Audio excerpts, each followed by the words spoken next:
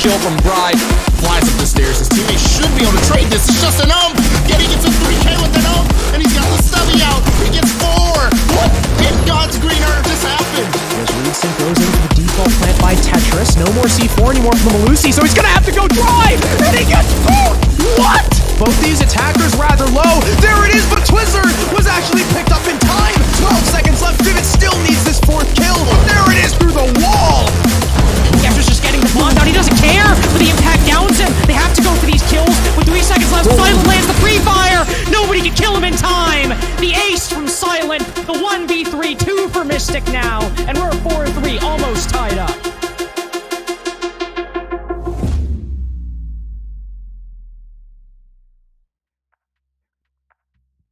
Hello, it is day 4 at SCS, the second half of the games from the round of the Swiss, and bringing you the action for the first 2 games. It is myself, Golumolu, and joined, as we were in the qualifiers, Light Rose, by yourself, and, well, welcome. Thanks for joining me this evening. Should be in for a treat.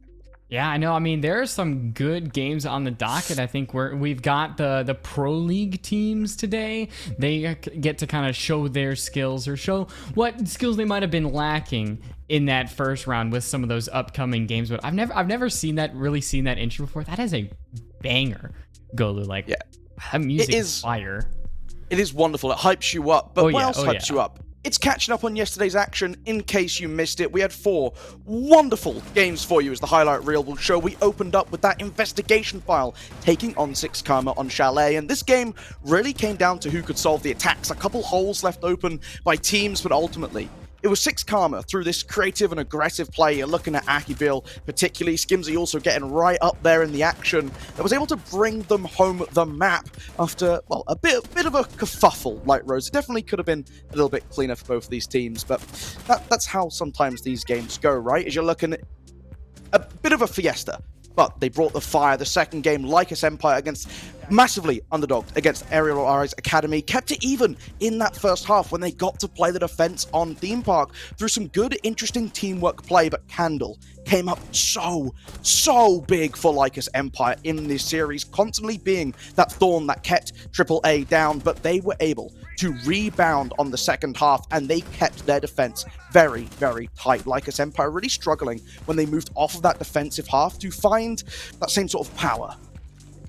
And then you had, well, when I stepped in, HK Rebels versus EQV4. It was one of those games that got close, and then, well, when the side swapped, you just saw HK Rebels absolutely dash toward the finish. Doug was really able to dismantle every part of that attack, and it was just HK Rebels from there on out. I don't think they dropped a single round. And then, of course, probably the highlight of yesterday, S2 versus Vipers. This was the closest match. It was the second round in which we've seen an overtime matchup. I mean, you could see 3-3. They went 6-6, and in the end, I mean, Vipers, they had these clutch moments. S2 had these clutch players, but right there, Bio getting that double kill immediately, and with S2 just Amp, even he's able to get that double kill. You just had these clutch genes in these clutch players that, honestly, that was my game of the night. Might be my game of the round, but we're gonna have to see kind of what's on the docket for tonight. As you can see, the only team who is currently 2-0 is S2. They are gonna be joined by some friendly company tonight. We're gonna have the rest of the games up: Aerial Rise versus Oxygen, Reality TV versus Astralis, and Luminosity versus Wichita Wolves. None of those really kind of jump out at you as who might be the victor there. Yeah, of course, but our first game this evening is instead going to be starting off in the lower bracket. It's going to be the Collegiate Connoisseurs taking on Parabellum. And now this, like Rose, this is one that you would not expect to see in the lower bracket, right? Parabellum, they're the Pro League team. They're supposed to be the one that's bringing a little bit of fire to the rest of the league, but after a slower start, and I think S2 catching everyone a little bit off guard, right? They have been bringing it this season. Parabellum now looking to turn around this boat and start climbing up towards that promotion spot. As well, it's going to be the Collegiate Connoisseurs that we get to see first. To see who's on their team this evening as they bring the fire. It's going to be Wacko, RNO, Mustard, Disson, and Zosa. And I mean, look, you're looking at the rating, 0.62. Their game last week, they lost 4-7. And I think This team is one that I'm really looking forward to seeing how they bounce back. They are coming in as the massive underdog here, right? They're the Collegiate squad. A lot of people kind of writing them off very early on, but you look at some of the individuals they have on this team. Their highlight player in particular, Wacko, had an amazing performance in some of these individual rounds that really brought it back for his team. The 12-7 rating. I mean, you're looking at the operators he played. His most played was Glaz. He had quite a different variation on the defensive side of things, right? We saw him pick up the Alibi, the Castle, but that Glaz was a mainstay pick for the Collegiate connoisseurs. It'll be interesting to see if that's something that they keep with, though, into this next game. Yeah, but the attack really wasn't where Collegiate connoisseurs shine. They only were able to get one after going dead even with Vipers on their defense. There's kind of a trend with SCS right now and with the lower tier teams is that on the defense, they really can contend with a lot of their opponents, but once you get on the attack, they start to struggle. They're not as coordinated as they were on the defense, and it's because the attack requires a lot more communication and precise placement with your utility, and of course, placement of the bodies. We do not want to see Collegiate connoisseurs team kill. Even though they get the trade, they mostly end up in the negative because they kind of traded one of their actual teammates for an opponent. So that's what I need to see happen from Collegiate connoisseurs, is get more on the defense and on the attack, start to actually coalesce together, communicate, make sure you're not picked apart by the Parabellum defense because, I mean, you're going up against a tier 1 team. This is really a David and Goliath. We've seen Oxygen versus HK Rebels. Will we see that tonight as Parabellum, Doc, Kool-Aid, Blaz, Packer, and Silent are that core 5? But Packer and Silent have kind of been those kind of jump outs. They were the new additions, Golu. Yeah, they had good performances, right? And I think you're looking at the whole squad and how that game was played out against S2. No one really stepped up. They lost 3 rounds to 7. But you're looking at who was there in a lot of the rounds. For me, that was Kool-Aid. He was alive so often in these very difficult to pull out clutch situations. And look, you have to give credit. He's able to get a couple picks on the way out, but when you're in a 1 versus 4, 1 versus 3 in 4, 5 of these rounds, it's going to be a little bit hard to keep that and to win rounds for your team, right? Because no one should be expected to be in that position. I think, I mean, you look at him, breaking even, 1 on the entry, never died on the entry, high cost, big impact in a lot of these rounds, despite the fact that the team as a whole, they weren't able to bring them under their own control. I think the big thing for me here that I really want to see from Parabellum is a little bit tighter on the defensive end of things. Because what happened? Well, they started on attack on Oregon, went 3-3. They didn't win a single attack on Oregon, and a single defense on Oregon, sorry. And defense on Oregon, I feel like it's slipping slowly and slowly further into the attacker's control. I think attack has more chances than they've ever had in the history of Oregon now. But that being said, you should still be winning rounds. And a lot of the problem for me is Parabellum are coming out very aggressively. It looks like they're trying to get very hands-on with S2 and create a lot of problems before they could even leave the spawn.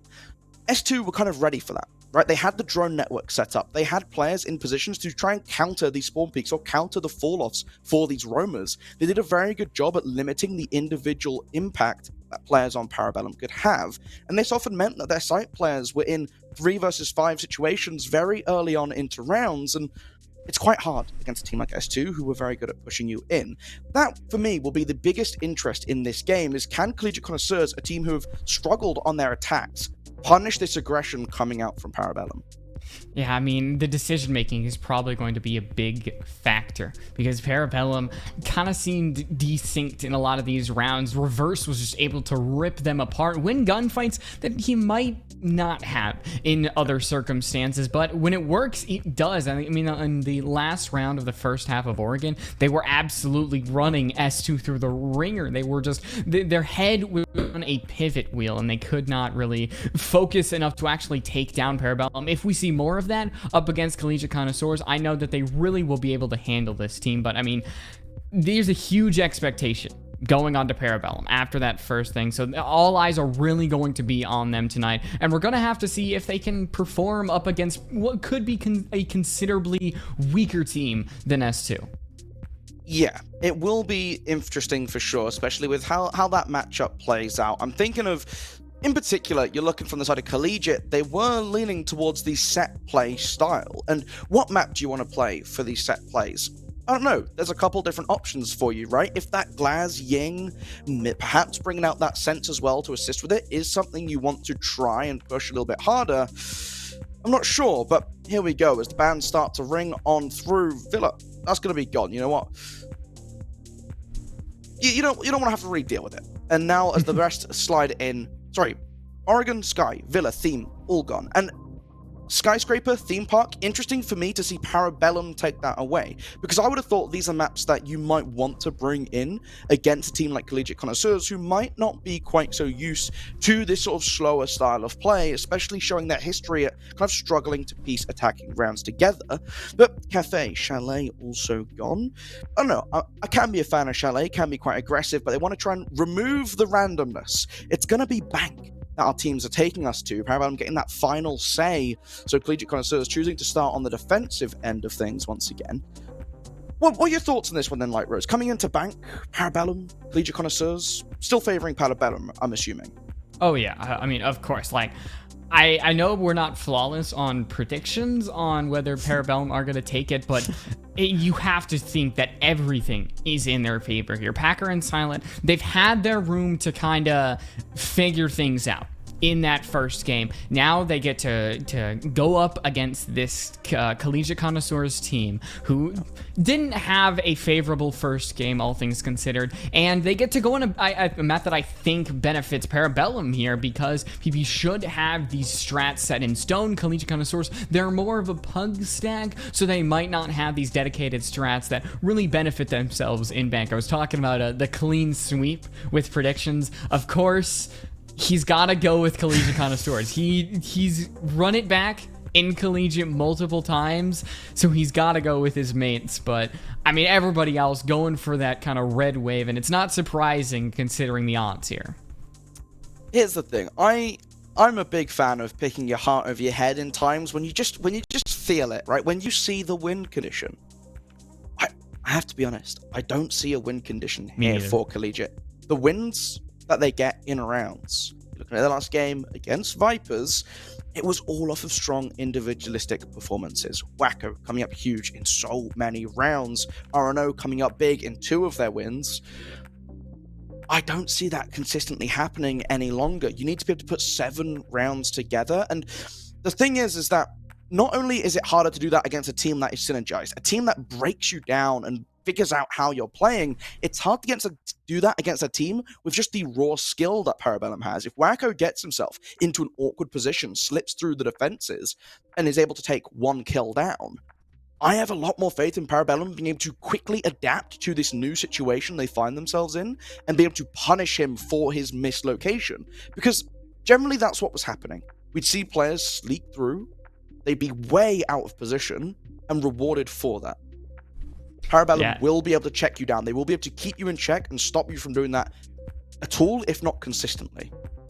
Yeah, I mean, Viper's attack struggled, and you had players like Wacko who were able to take advantage of that, get an early advantage in these rounds, and then just kind of ride that momentum all the way to, well, a couple round wins. It still was very one-sided, all things considered, but we're going to have to see kind of what everybody else thinks. I mean, we talked about how we think, I want to know how one-sided is the Twitter poll. Are people saying that, oh, Parabellum's clearly going to sweep, or maybe are they on the side of the underdogs? Because Collegiate Connoisseurs, I mean, you mentioned individual plays.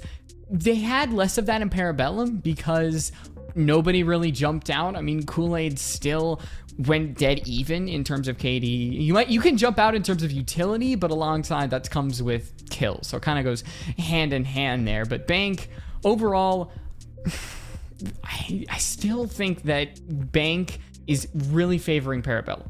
You get Collegiate Connoisseurs on the defense. They're not going to have that crazy roam plays that they can have on a place like Border, because I think Parabellum, they're going to be able to sniff them out. There's a lot of areas of entry that they can actually get into the building on Bank and then just slowly snake their way to wherever a player is hiding, like Wacko. So I need these first 2 rounds to go well for Collegiate Connoisseurs. If they feel comfortable with that, they can continue on. But I think getting their foot in the door is probably going to be the first step. And Bank, Basement, defense is not a bad way to start off, right? It's a site that lots of teams will feel very comfortable trying to hold on to. Then you've got the top floor as well. There's a couple fun little options for the Collegiate connoisseurs to play around with. The big thing for me is going to be this ban phase. I'm very intrigued to see how that plays out and how that changes things with Collegiate connoisseurs' history of going for some quirkier bans. Parabellum, not too free of bans themselves. They sometimes will go for taking away some of these more crutch operators, you could say, and whether that is something that Collegiate connoisseurs really rely on, I don't know. We saw a bit of play from that alibi. Maybe that goes away. Maybe you shut down these strong performances and that hampers their ability to turn round wins over. But bans coming in. Collegiate connoisseurs attacking Pirates. Please. What you thinking there? What's your go-to ban on Bank? Ooh, I mean, it wouldn't surprise me just to go for defaults. I think Nook is probably a good play. I think I don't know if I want to see get a Jackal off the board, because Parabellum could definitely benefit from a good roam clear. But Thatcher isn't also surprising. I think mainly that basement area could be one thing where he just kind of thrives. Same with that second floor, but he isn't going to get any play. So maybe we'll see more impact EMPs, but the cap can is something that's just a little bit different. And now we're going to see that Collegiate connoisseurs aren't going to be able to rely on anything like explosive kneecaps that maybe Parabellum will be able to fall for. Oh, they've done it again, Light Rose. They've banned the Warden. They've banned the Warden again. Now, that does mean they're single-handedly carrying Warden's ban rate this season. It does also mean we're probably going to be seeing a little bit more Glaz, a little bit more Ying, perhaps some Sense added into the mix as well, although that wasn't really something we saw them bringing out on Border. But they start on defense, which means that Parabellum have the opportunity to bring that out to start to mess around. And you know what? That's exactly what they're going to do. First round, Kool-Aid grabs that Ying. No surprise, but Collegiate connoisseurs can't run a Warden. They kind of hurt themselves here. They hurt themselves in their own confusion. So it's going to really rely on just like the Kiba Bears, the ability to hide behind walls. Hope that these Candelas don't actually have any impacts, because at that point, you know, Parabellum are really going to be able to absolutely rush into the site, maybe get the bomb down, because clearly that is their goal from step one. But first of all, Deson, Arno, Parabellum need to make sure that they really don't get stuck trying to chase all these roamers around the map. Yeah, if you're gonna, I feel like you should commit to it. You're right. You got to do it very quickly, because otherwise you waste too much time. It's very hard to push into that basement, and you got operators like that Smoke who will make things very difficult to stick that execute. No nitro cells on the board. Oftentimes you will see teams lane into those to assist, or even sometimes in place of the Smoke if you have something like a mute, but not extending too far forwards, mainly upwards, as Wacko is looking for anyone who a little bit over-aggresses onto the square balcony. No one from Parabellum in the right spot just yet, but in this position, anyone who doesn't drone it out properly could find themselves on the worst end of that storm. I think one thing, PB already has a player outside of sight. We saw this a little bit in their previous game when Collegiate, when the defense kind of leaves a gap in information, maybe leaves a gap inside the actual site itself. PB could fill that hole nicely, but they lose their hard breach. They still have 4 can openers, but already Packer going off the board. I needed to see some improvement or something from Packer or Silent, because they died early a lot in that first match. So clearly Packer, he's gonna have at least one round of a lull, but Doc is right back there to make sure that the hard breach doesn't go unavenged. I still think that Parabellum, we're halfway through the round. They need to get rid of some players like Mustard who are just hanging around. Well, that's the start they were looking for. You get Disan, you take Arno down as well, looking for the third onto Mustard, who's way isolated by himself upstairs, and Doc's able to get that kill as well. You're now looking. Zosa, never mind. Off the table as well. Blaz just watching very patiently at the top of blue, expecting some form of aggression, or maybe just being ready to take it on, and well, the last swing comes through. Wacko trying to get aggressive in that 1 versus 4, doesn't want to be restricted into sight, wants to make some space for himself to play around with. Instantly run into, instantly shut down by the members of Parabellum falling back downstairs. And I mean, Collegiate, they got caught off so early. Yes, they got that nice opening pick with Bacco playing inside of Archives.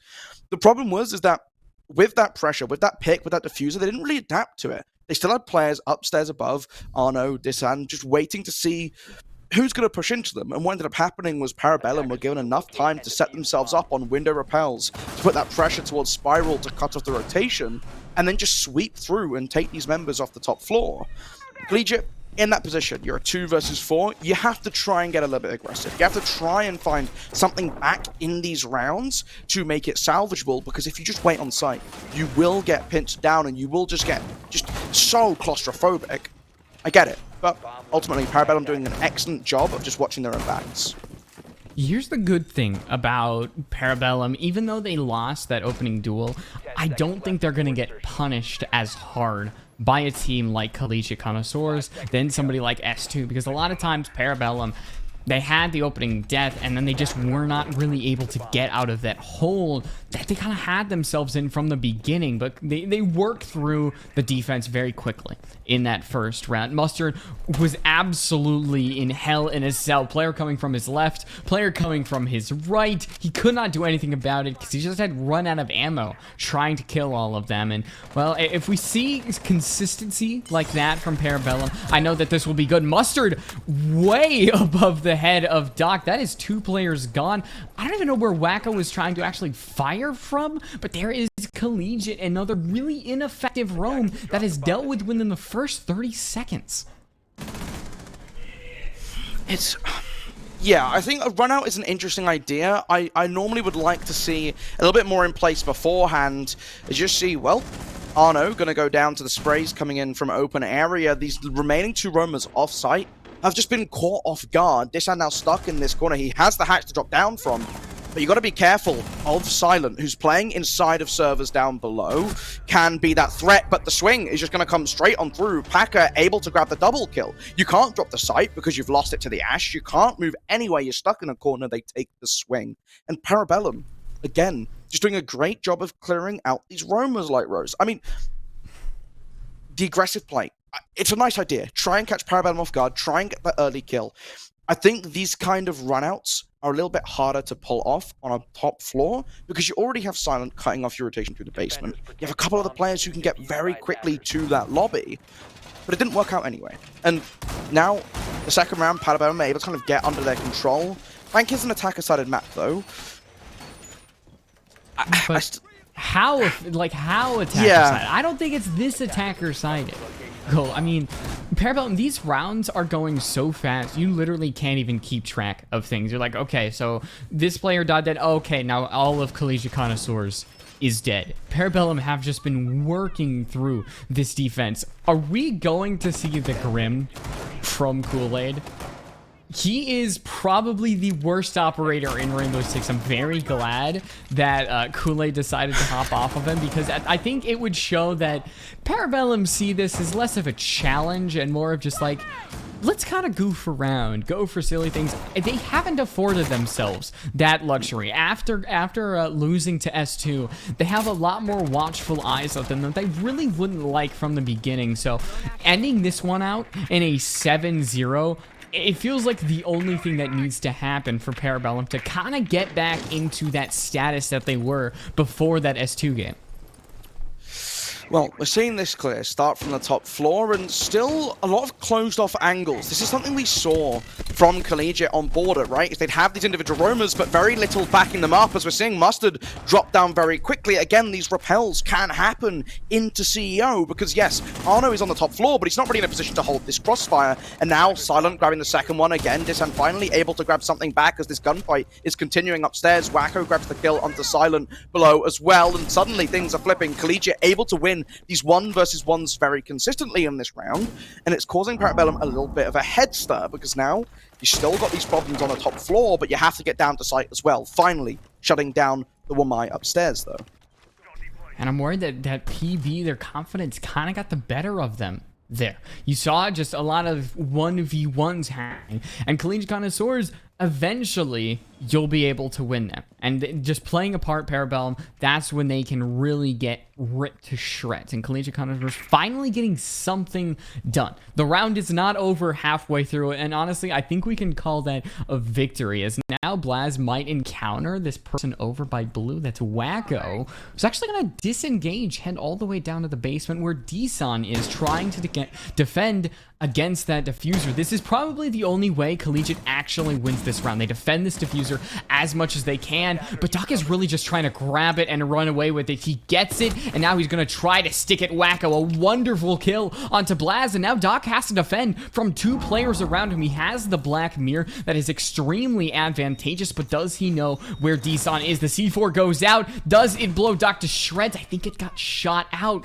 Golu, Doc now just heading over towards the southern side. He cannot find the headshot against Desan. So Collegiate, they are not going to get wrapped up in a nice little bow. They find 1 kill. Will there be more on the docket?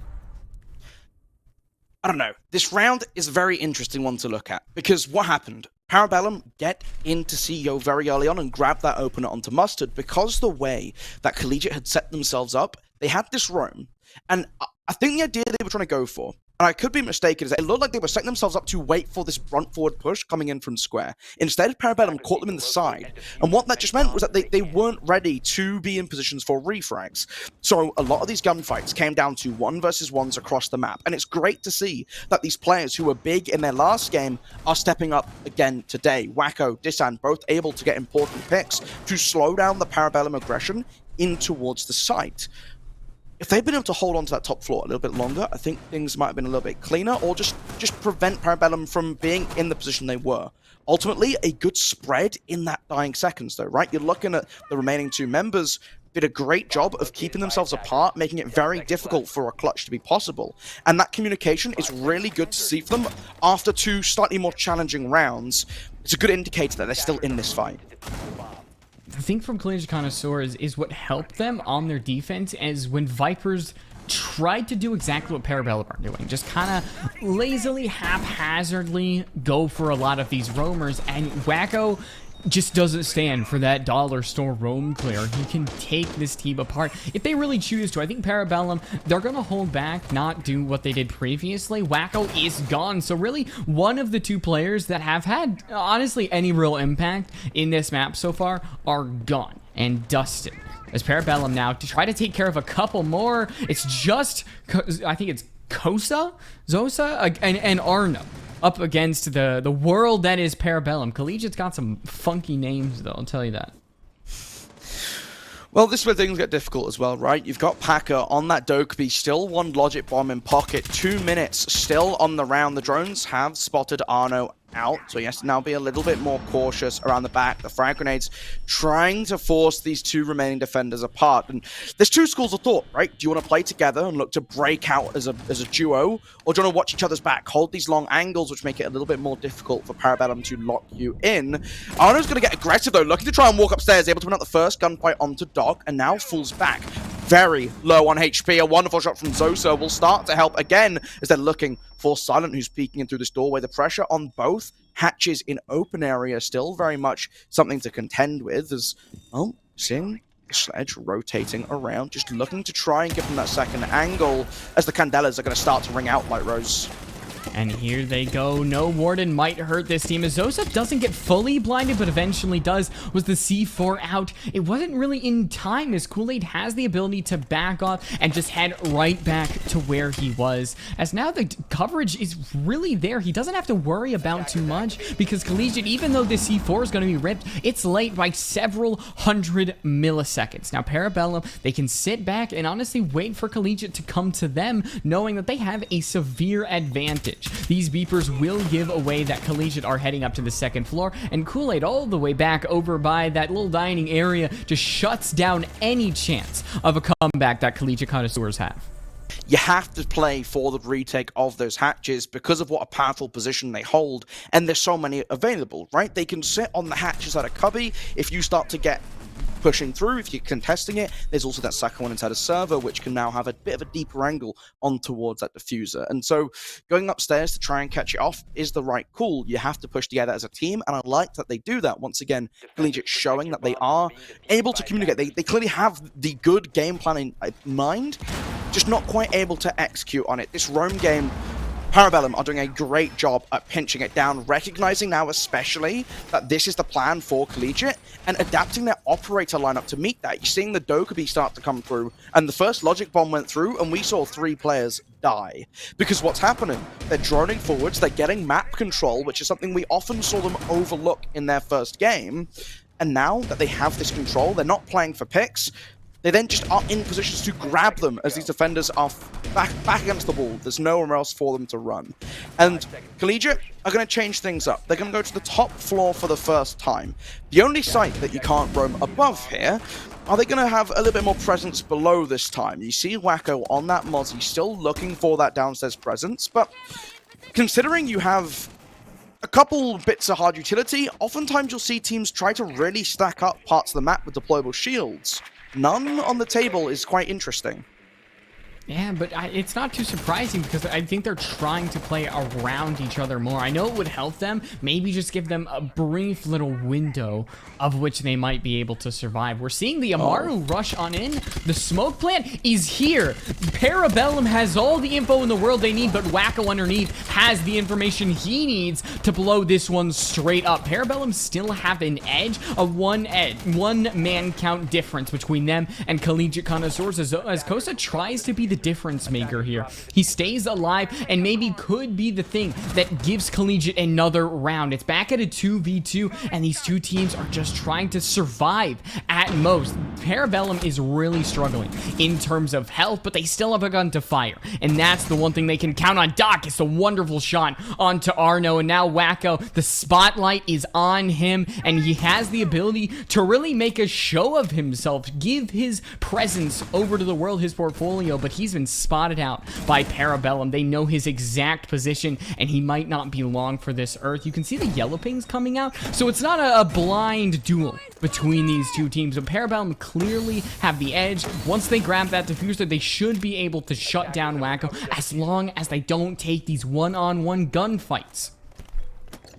Now Doc going for that plant. Wacko trying to find the rotation, spotted out inside a conference, but not quite finished off by Silent, who is also very low on HP. The Nitro Cell no longer available, and while they know that the Twitch is just on the other side of this sofa trying to get that diffuser down, they weren't ready to land the shots. They will now. Wacko, a triple kill. Silent, 1 HP. Both of these members just need one shot to take down their opponent. Is the quad clutch on the cards for the Mozzies? Wacko is looking to bring his team a second round, and he does it in a spectacular fashion. Now able to set that diffuser aside very quickly, and Collegiate keeping things tight. I think he had the ability to pre-fire. That's the one thing, is because he had the general information on where Silent was, he could just try his luck, because he knows if he tries to take this slow, Silent is just gonna absolutely rend him apart. But he gets it. He gets the 1v2 against Parabellum. People might remember his name, at least for the rest of this game. I know that he's definitely the star player on Collegiate Connoisseurs, but you're making a name for yourself. That's kind of what SCS is you've made this league. Now you're getting to play against top-tier talent. How do you respond to that? Clearly, Wacko, I mean, he might bend a little bit, but he does not break in the slightest. He's putting numbers up against this team, 7-3. He just went up against 2 professional players, won it out. Where is this player going to go next? That's kind of my question. And that's the exciting thing, right? Is it's the equivalent of you throw people into this arena and just see what sticks, see who emerges victorious. And so far, Wacko 7 kills in the 5 rounds that we've played, keeping up with the best of them, right? Top Fragging in the lobby, Silent and Doc both chasing him along on 6, and now this final chance for them to play their defensive round, another defensive site that they won out, Light Rose. It's that open area, and you remember this upstairs roam looked quite different. They had the castle, they had the Wamai, now focusing much more on playing loose and fluid to try and slip through this Parabellum net that's being cast against them. Vigil is not an operator we've seen a ton of recently in Siege just because of other options that have become available. But when you're looking at the drones coming through, this could be a big one, but oh, Parabellum are taking this round fast.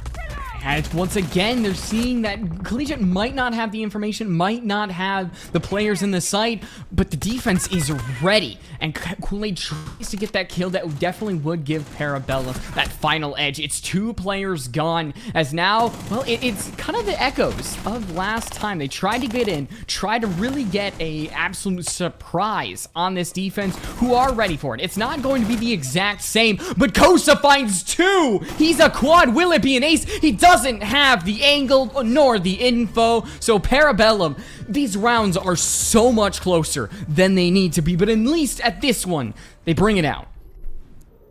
Indeed they do, able to drag forwards. And now Parabellum, I mean, they, again, have very good awareness of what's going on around them, right? We've seen it a couple times. When they spot the opening, they will jump for it, they will go for it, and Collegiate, a couple times, they would leave bits of utility available. There was the wonderful saving bulletproof cameras for the next round.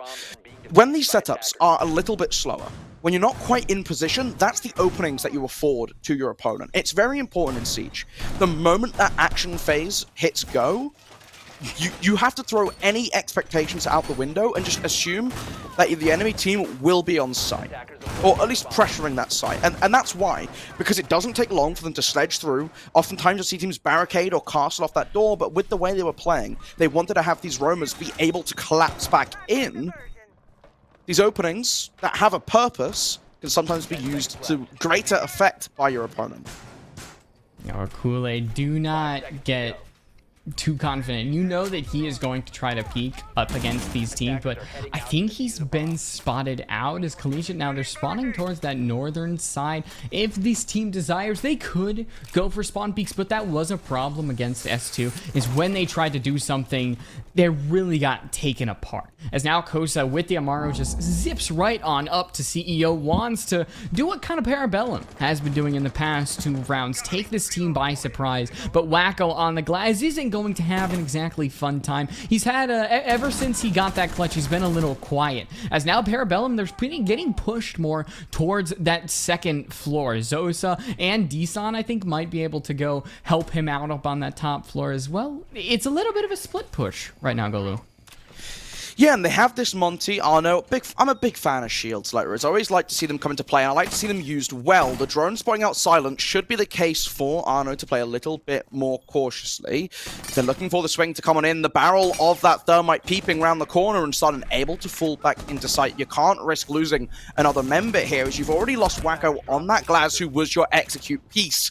Disand, the thermite does go down, which means you can no longer open that breach on the left to give yourself that nice plant position that we saw Kool-Aid use before. On the flip side of the game, they're now looking to just get a little bit more pressure around the rest of the map, because, well, some of these roamers you want to get dealt with. Packer still lurking around inside a kitchen, trying to tango with Mustard, and able, was able to get the better of him, gets him very low, but he's not out for the count just yet, turns around and claims that kill back in his favor, looking for the second one upstairs, as Arno, no support now, is under a little bit of pressure to try and make something happen inside of sight. But he's kind of been gifted a 1 versus 1 with Kool-Aid here. Can he take it? He's looking for it. Mustard taking a bit of damage upstairs, still looking for the second in open area, but Kool-Aid goes for the swing. The Monty pistol hipfire, not quite landing with his target as much as he wants to. Gonna take a little bit of a breather. They're gonna take a timeout on that one. I don't know if the Monty is kind of going with the style of play that Collegiate wants. Like, they're half going for a sight push directly through CCTV, and they're half going for a roam clear. And it's not all super coordinated. So Collegiate, it feels like they're only going 50% towards how strong they should be. Mustard does take out Doc, so maybe this will be addictive, but honestly, Mustard has to help Arno here. He has to get this Monty out of this position. Otherwise, it could be Parabellum walking forward, taking the victory. They still cannot deal with this Monty. Golu, he's still been able to survive all this long. I think he's on a minute 30 that he's just been able to walk around the site, divert all of Parabellum's attention, and Blast is now out of smokes. Silent doesn't have any impacts. I think the health might be the one signifier. He gets shot once, and Arno is gone. As finally Parabellum is able to deal with the nuisance that was that shield. Yeah, they had to fall back, trying to use that smoke to cut off one of the potential threat angles available to the remaining defenders of Parabellum inside of the site. But I think you hit the nail on the head with this Monty not quite working with the rest of the team's strategy. And I won't even say it was that. The Monty was in server very early on, and that's great because you have that presence, you have that threat. The rest of the team, you want to have that open area cleared out. And Parabellum did a very good job of just waiting patiently, having operators such as Packer on that Legion who are more than happy to waste time. They have the Valkyrie cameras to relay the information on where these members of Collegiate are going to be coming from on their attack. And you can see the adjustment that they went for, right? Packer, while not able to land the kill, was in a position very early to deal with Mustard when he went to try and get above. And the Thermite, Disan, never really able to get that threat, never able to work away at these hatches. And with them never being touched, it gave a lot of freedom to Parabellum to play aggressively into this Montaigne. I mean, but they still weren't able to deal with it until literally the final seconds. True. I think that round, like a lot of these rounds, are really closer than PB should let them. I mean, you have some of these one players left alive. You had the previous round in which Mustard was actually able to get a couple kills, allowing Arno to maybe here and there, I think if the hip fire was a little bit less random, which I don't want it to be. I do not bring back the old Monty hip fire with like one-shotting the revolver hip fire to the head. That was a dark era of Siege, but I'm glad Collegiate are actually avoiding that Monty again. They're staking Arno on the Ying, actually bringing gun. Well, I was gonna say bring a gun to the table, but now Arno doesn't even have anything. No pistol, no gun. He's got cameras, and that's about it. Well, able to fall away, has taken some damage, but not out for the count, and it's important to keep yourself available as that option, especially as the alibi. You can play around with those prisoners. Packer grabs the second one onto Mustard, and again, we're seeing a case of Collegiate looking for these frags without setting themselves up together as a team to find them. You lost Arno, you lost Mustard. What can the rest of the squad pull together? Well, Kosa is out as well now, as Silent, able to escape with his life before, is coming back to show why you need to punish him when you get these opportunities. A 2 versus 5. They've got 1:45 still to play with on the clock as they're spreading up. They're looking for these frags, and now is a time where going for individual plays is going to be the must-have. It's going to be what is required to drag that count back to even close to even. As the Goon Mine's going to give his position away. Maybe there's no one close enough to hear it out, though. That barricade will be heard. Blaz shuts down Wacko. He knew exactly what was going on. And now Disan. Well, it would require quite the clutch to win this round out. Well, Doc is going to spot the head of the one remaining player. He's able to dip, dive, duck, dip, and dive behind these little banisters, able to get that kill. So now Parabellum, with that flawless round, they're sticking themselves on map and match point. And honestly, this has been... I don't think it's been as pristine as Parabellum would have liked. But if they're able to get this final round, it's a good bounce back from that S2 game. I mean, Silent, though, he had a wonderful game so far. I believe he's 9-2, 10-2. He is doing much better. He's kind of that standout player that was lacking on Oregon. 12-2. Yeah. Well, I mean, that's, again, he's finally turned things around, and we've started to see Collegiate really having, again, similar issues to their first time around with putting these attacking rounds together. And it's isolating members of Parabellum. And that is to Parabellum's credit. They are making it so difficult to lock them down. And the way in which they're playing, right? I mean, Silent getting aggressive for that spawn kill early on works out for him, but then he's playing around this cover. He's not given his life up easily, and when he feels under pressure, he's more than happy to back up, which is something I think was missing a little bit more in their opener for the season, right? As we'd see them just constantly try to push and push and push their luck. Having a little bit more temperamentality to it is starting to really show well for them. A lovely little try by Kool-Aid. Can't say I've seen that one before, like Rose. That is something a little bit spicy, and if that had worked, fair play to them, because that would have been very, very juicy. But now looking to shore up this top floor and bring in the dock as well, which, you know, you get that with Stand, you get the extra 20 HP. I like to see this change.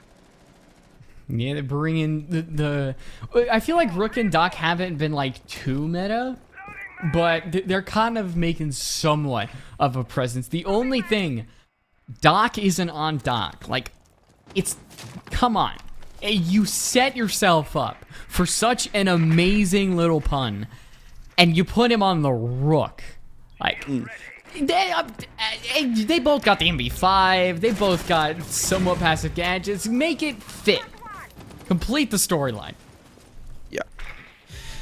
Now, well, Wacko, able to grab the opener for his team, playing on these windows to take down Hacker. Still, this long angle open up, no one actively playing it, which gives a little bit more freedom for Silent to lurk around towards Stock. They are looking to try and walk into the building. Blaz, okay, just takes a nicely educated shot into the barricade and able to grab the kill that needed. A rappel from the ceiling. Light Rose, we just saw Kosa rappel from the ceiling. Well, it's out of the box. You gotta give Collegiate that, but they still have players alive on the side of Parabellum. Doc might have a player sneaking up on his left. He is kind of looking towards that red stairs, but Desan actually ignores the main stairs and heads towards Skylight. There is one down, but Doc isn't going to be able to get over to actually get the confirm, so there should be a revive, and that's 3 players that Doc is going to have to deal with. He has a lot of health. He long arms an Impact, hoping to maybe get a miracle, but now Ace has moved away from really the area that Doc can actually find some sort of stable look. I think the only way that Collegiate Connoisseurs could really hurt themselves in this situation, Arno peeks Doc. He should not. He needs to wait for his teammates. Yeah, you're looking at 40 seconds left on the clock. The 1 versus 3, the crossfire situation in play, and he's able to hold that angle patiently. And the Doc, well, he's going to swing on into him, trying to just scope out the site, but he doesn't really have that information available. Well played by Collegiate to slow the game down in these situations, because that is something that teams can often try to do, right? 3 versus 1, let's just rush him down. Instead, slow that game, bring it to a snail's pace if you have to, use your drones, get the information, get the final kill, and start to win your first attacking round. And now, for Parabellum, what do? Do you rerun that site? Looks like they're going to go back down to that basement, and we have to see a couple changes coming out from Collegiate if they want to stand a better chance. The first one for me is taking this roam on a little bit more aggressively. That you have to get that open area control. You have to start to open up these hatches. They're not bringing the Monty this time. So, does that mean they're going to have less of a focus on straight pushing server? I guess only time will tell, but to me that does suggest yes. I mean, they're bringing the Lion, so that is going to be a way to deal with the roam. But even when they've tried to bring these other operators, they've just been inconsistent a lot of times in taking these one-on-one gunfights. That's why I don't really have faith that Collegiate can bring it back. The rounds that they've been able to win have been sparse, few in between. Like, Parabellum has just kind of had a good grip on this map as a whole. It's been loosened a lot by Collegiate, especially in 3 of these rounds, but overall, the opening pick still has gone in the favor of Collegiate so much. Excuse me, in the favor of Parabellum so much that Collegiate need to really give themselves an early need, not give it up in the slightest. And with Arno, I mean, I think he might have been rappelling down Skylight, doing the Arno special. I don't know. Either way, you're going in through the window, you're going in through the Skylight with very little support from the rest of your team. Disan is able to grab one back, able to take down Blaz inside of the garage, which does give them some space to play with on this basement, right? You have that extra angle, and having the Lion here, you can use that gadget to impact the rest of the map. You got a good drum magazine to just pepper shots down range if you can land them at long. I do like the way they're setting themselves up here, but still perhaps not quite prioritizing upstairs enough, as the second scan's going to come through while they try to take space above Mustard, and Zokosa going to take a little bit of damage as, well, the shots are backfiring massively. Packer grabs one, Mustard able to get that trade out and grab a second as he's found his way down into Vault. Kool-Aid catching them off from the cross angle, though. Has that shotgun on the Doc, which is something you don't often see, but when you get it in this close ranges, boy, does that thing pack a punch. Looking for the second kill onto Dishad, able to find it as well. He's not giving them any space to play with, and Wacko has a 1 versus 2 to keep his team in the game. I mean, it's called the CQC for a reason, Close Quarters Combat Shotgun, and you can tell Wacko was dead from the beginning, so the Doc Shotgun plays out in the end, and Parabellum take it 7-3, a game that they clearly needed to win. They needed players to show up in, and the Silent was the player to answer that call. A large number of kills that he was a little, I guess, silent on Oregon. 12-4 for him. So Parabellum, they get to go to 1-1, but you know they're not going to stop there. They're going to be hungry for more. Yeah, I think it was a great change-up from their first game, right? They looked a little bit calmer, no longer trying to push their luck with their opponent, instead happy with everything they got, falling back, and when the opportunity arose, they would push aggressively again. They don't seem dissuaded by their previous performance, right? They still look hungry, ready for victory, and I think the biggest thing for me was that they were very good at picking apart the Collegiate roam, because that is something that's how they win rounds. It's by having these roamers enabled to make big plays. You shut these players down, you constrict them into the site, you get wins. And now, looking at this from the Collegiate perspective, I think every round they won was very good. We saw less reliance on individuals stepping up. I mean, look, you had Wacko get that 4K round win, brilliant. But some of these roams they had, even if they started to fall apart, individuals were showing up in these gunfights against a very tough opponent. I love seeing that as well, a team that isn't stomped out. They showed a lot of life in this game up against a very difficult opponent. And I mean, it's good that Wacko and Deson weren't just kind of snuffed out. They still had their amazing individual performances, their time in the sun, you could say. And I mean, a 1v2, that's kind of the one thing that Collegiate connoisseurs can look at and say, that is the signifier that they gave it their all in this game. But I mean, it was a hard one to begin with, and I'm glad that they were able to actually get the amount of rounds that they were. I think it was one more than HK Rebels was supposed to put up, or did put up against Oxygen on Bang. So whoever is going in that kind of 0-2 margin, I think that is going to be Collegiate connoisseurs. I think that's going to be a bloody knuckle brawl. Well, we have a quick little interview for you with Kool-Aid here, which we'll be able to maybe share some thoughts on this series. And the first one, Kool-Aid, Hello. Congratulations on the win. Thank you. How are you Hard feeling fought. about that one? It was a great game. We came in, we had all our prep. It was a rough day. I got off a plane at 8 a.m. I prepped for 6 hours straight. Yeah, tough battle. Wacko smoked me. That guy is absurd. But Yeah, here we go.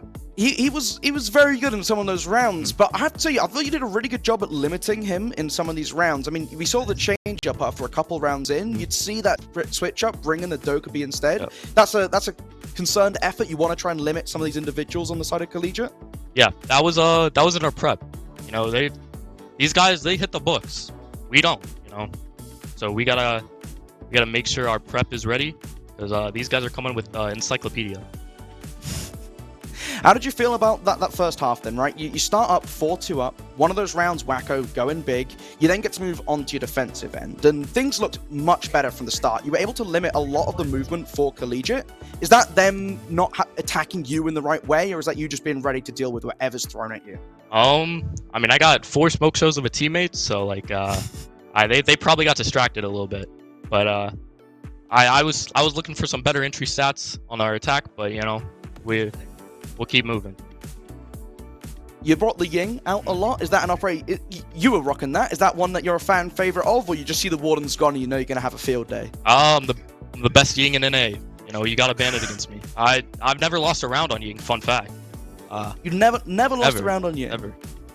Well, we'll be tracking that as the season progresses. And finally, you had fun on your Ying. Are you the Doc Shotgun Master, Kool-Aid? Is that your territory? I mean, I might have to take it from Yaga. He had his fun at the major or whatever, but hey, this is my T3 is my domain.